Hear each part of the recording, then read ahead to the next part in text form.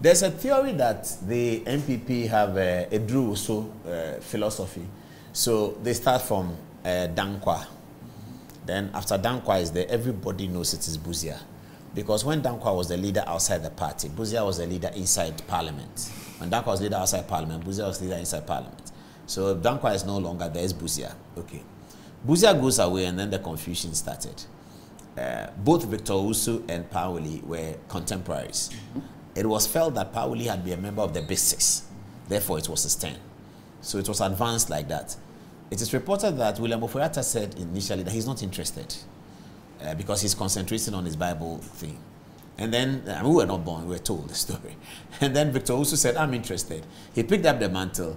And then people convinced Oforiatta, not just people, they have been named. Samuel Kujeto, Professor Dubois, and others convinced Pauli to run. Obed Asamoah and others convinced Pauli to run. So Pauli came to the contest, was defeated by Usu. And then he decided to set up his own party, and which was a disaster for the NPP tradition. Okay. So we came back to 1992, and everyone said, during the coup era, the one who stood out was Dubois. So if there's no Buzia, there's no Pauli, there's no Victor Usu, Dubois is the one. So Dubois went in. Kwame Safuedu felt that he had a chance, but it didn't quite work. Dubois went in and it was not successful. And then came 96. Everybody said it's Kwame Pieni. Everybody said Kwame Pieni is going to win this thing. But then the conversation about it is not really Kwame Pieni's turn. He wasn't part of the 1992. It should be either Kwame Safuedu or J. Akufo. Okay, so the Kwame Pieni thing fizzled out anyway in court. And then Nana Akufo-Addo raised his head to challenge J. Akufo, and people were shouting down at him that he should wait his turn. It's not. He should wait. He should just wait. It's not his turn. So he went to Sunyani. We all went to Sunyani with him, and we lost in 1998. As young students, we were just excited about going to a congress, and we were supporting Akufo-Addo from Commonwealth, and we lost because he was very vibrant. You see, so the way he talked, we just liked it. So we went to Sunyani and we lost. Okay, Kufuor became president, and he won the second term without being challenged. When Kufuor was about to be challenged, when Kufuor was leaving, they said it's Akufo-Addo. Alan Kyeremateng came up and they said you should shut up and wait your turn. It's Akufo-Addo's turn. How can it be your turn? So Akufo-Addo went in. He's president now. Now they say that, but if Akufo-Addo is gone, it's Alan Kyeremateng's turn. So it's not also Afriyie Akoto's turn. Is he prepared to wait? I like your sense of history, except that you haven't been factual. In 1992, when Dubois won, the entire national executive, under the leadership of B.J. Darocha, rooted for Johnny Selby. I see. And Kufuor came third. Kufuor came third, I remember. Did Johnny Selby come second? Johnny Selby came second. Okay. So, in 1996, Kufuor came, Nana and co who have managed Dubois have all left his camp. Dr. Oforiatta and all of them had left Dubois and supported Kufuor quietly. Yeah. So Kufuor came after Dubois. Correct. Not Johnny Selby, who had become second in the contest. Well, the issue about is your turn. It's not so much that you were second. It's that the image. Dubois' turn, he hadn't been second to anything. But there was a long... Dubois was not in mainstream politics. He was in academia. Yes, but I'm saying that when we came to constitutional rule, he looked like the one whose turn has come. Okay. Because of the speeches he had given, the opposition he had mounted to Rawlings. If it was that, why should Nana Akufo-Addo challenge Kufuor in 98?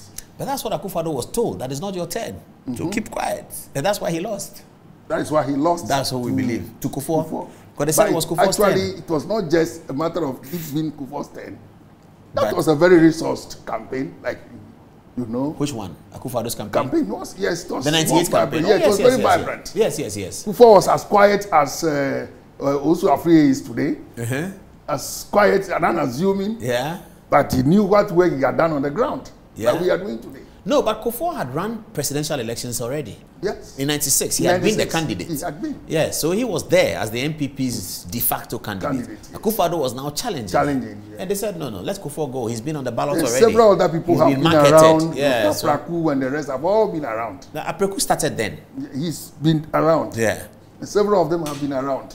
Yeah. Why but I'm are saying we that is your turn is not that you were second. Is your turn is that you carry the image of the party. There is no such established tradition in our party. Our party is always open to open competitive contest.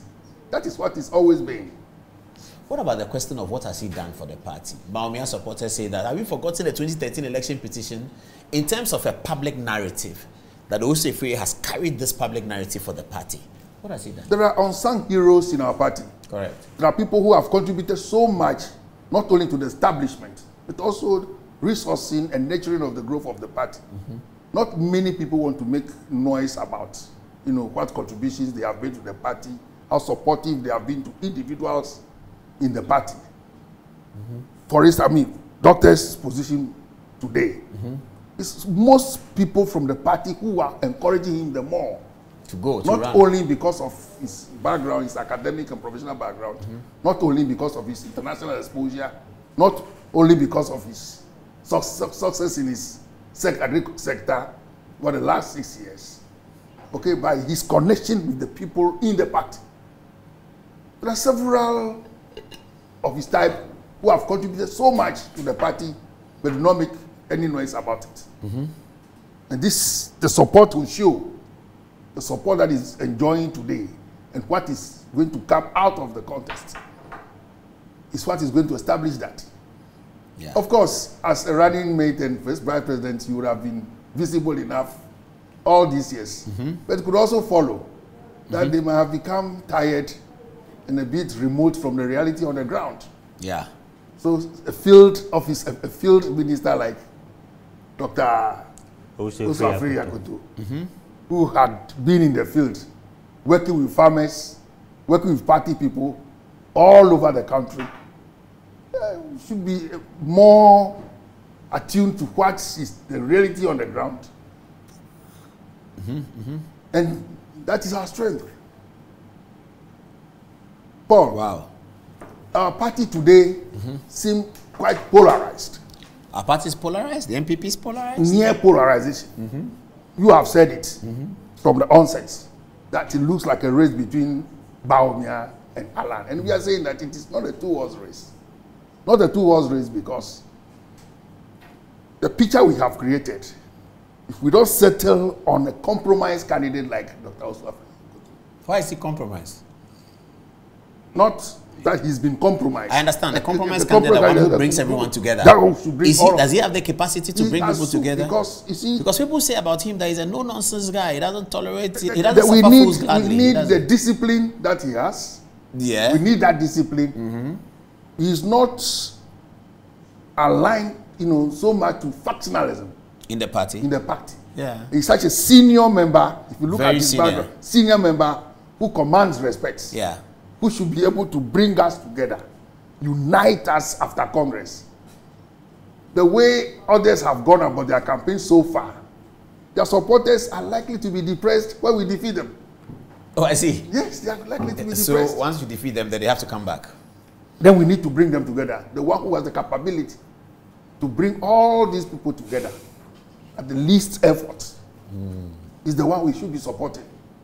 Otherwise, we risk, a situation where one of the people you think are the main, contenders to this thing will lose out of it, and the rippling effects, as far as their, supporters are concerned, can be disastrous.